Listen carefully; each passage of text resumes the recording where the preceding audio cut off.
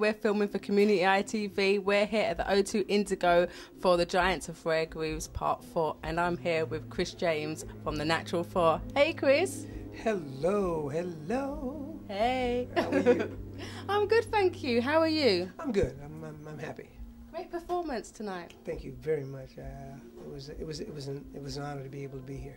How long has it been since you've been in London? No, this was actually a dream of mine since 1969 to be able to perform here in London. This is for me was an honor. Oh wow! So it's the first time in London. First time performing in London. Yeah. I've been here 4 times, but it was always for some other things. So how did you find the London audience? Outrageous, wonderful, beautiful. I think they came out to have a good time tonight, and you gave them a good time. Well, they made me work gently. Yes, yes. So tell me about how it was for you coming up in the music industry back in the 70s. Yeah, no, let's go further back. It was the normal thing, you know. You get signed with a record company. Back in the day, things were a little bit more difficult than they are in this day. But it was good because we did a lot of music. Everything was about the music. You guys had a lot of chart toppers back then. Yes, we did. We had quite a few. The first one was I Thought You Were Mine, then Why Should We Stop Now, then Can This Be Real, Have 'Em Right Here on Earth, Try Love Again. We had quite a few. It was just that we were not prepared management-wise to travel here, and I wish we had traveled here years ago. I think it would have made a big difference. So, do you write some of your songs? Or? I write now. Back then, we didn't do much writing. We had people that were writing for us, but that has changed dramatically. But back in the day, we didn't write hardly anything. Cool.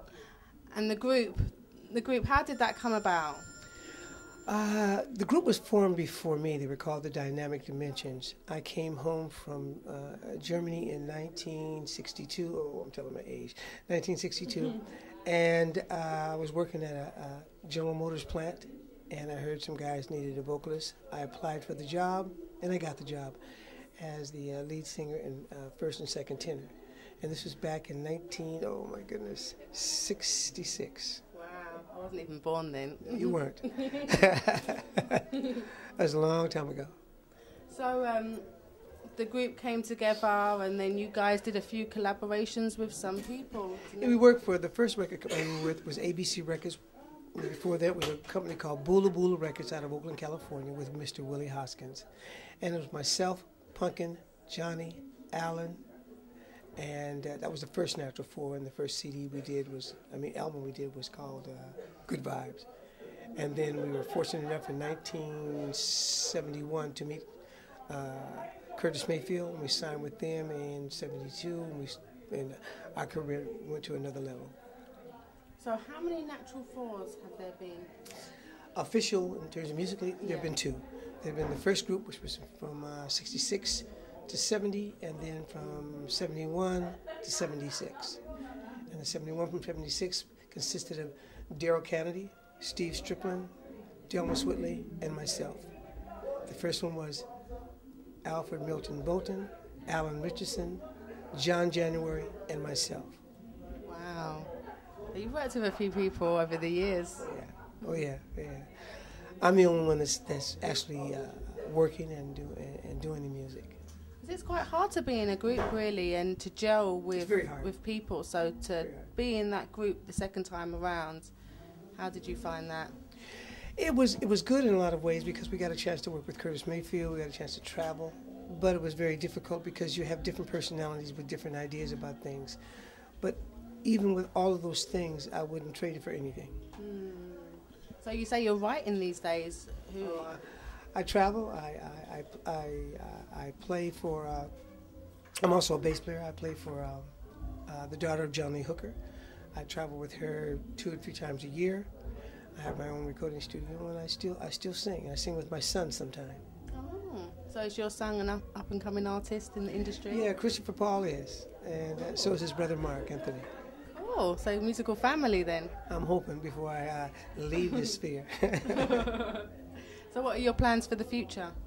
Well, I'm hoping to come back here because this has been a dream of mine, as I said, to come and perform here because our biggest hits and our biggest recognition was here in this part of the world, and we never got a chance to come here. So for me to be here tonight and to perform was really not only an honor, but it was literally a dream come true.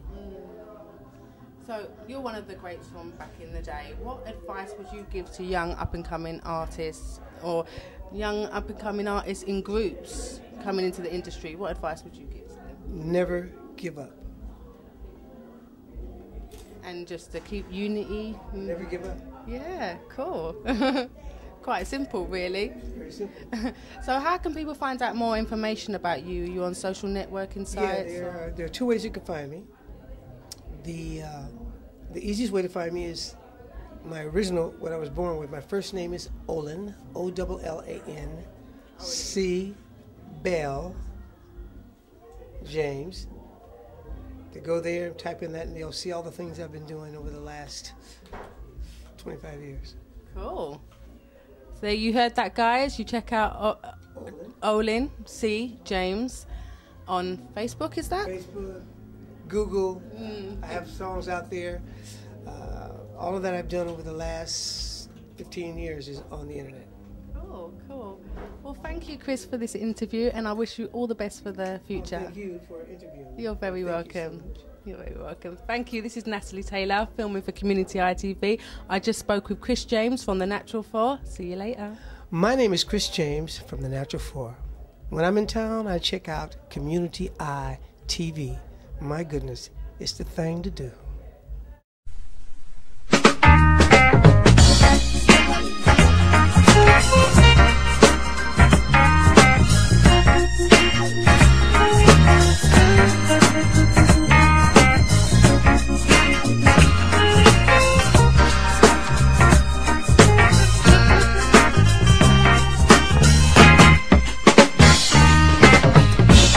If you find that you ever need me, girl, don't look for another.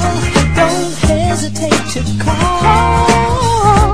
I'll be there in a hurry. Yes, I will. Whether your problem be big or whether your problem is small.